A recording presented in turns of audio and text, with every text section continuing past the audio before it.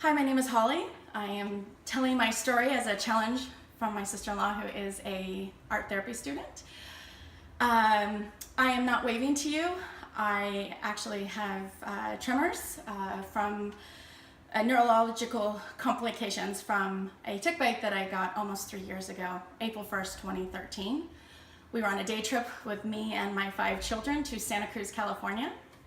I didn't actually realize I'd picked up a deer tick until 2 days later when my daughter discovered it and it was still alive. And my doctor cut it out. I didn't think to save it or test it. I just took the doxycycline the 2 weeks that I was prescribed and was just happy to get the thing out of me. A week later, I was in an exam at Berkeley. I'm a science teacher, and I had the worst headache of my entire life. It started in my head and it traveled all the way down my spine and went back up again. It was excruciating and lasted about 4 hours. I thought I was dying. It was incredibly awful.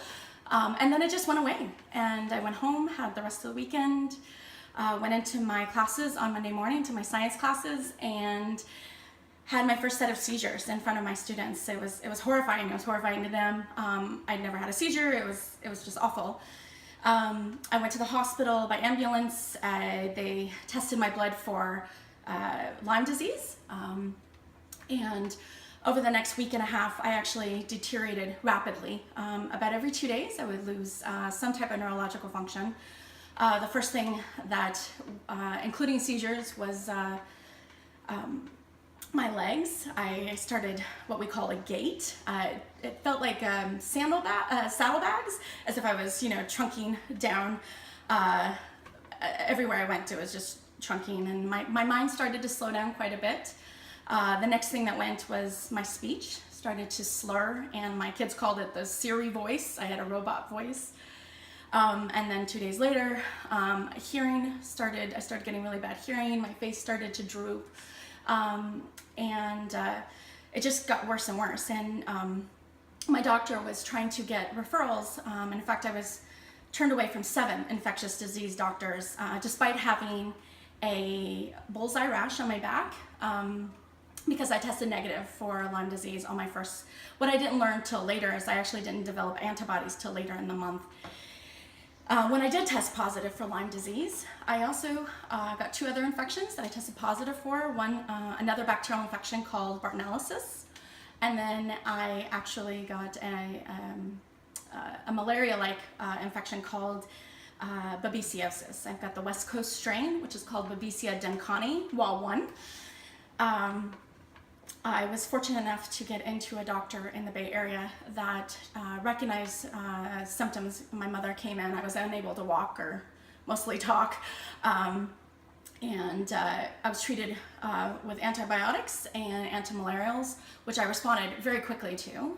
It took me a while to get back into the classroom, almost 6 weeks.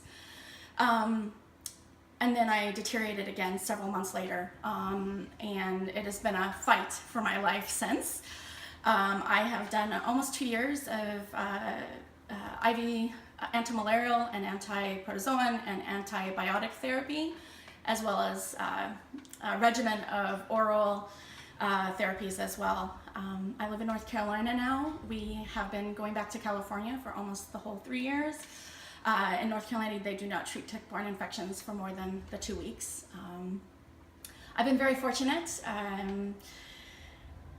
My neurological symptoms have ranged from just severe seizures to speech, to cognitive issues, hearing loss, just the whole gamut. I am grateful to be able to walk. I still have a tremor, and we're hopefully getting close to, my infectious load is quite a bit lower. I still do quite a bit of testing, and I'm improving significantly. And I'm grateful to be in the fight. Thank you for listening to my story.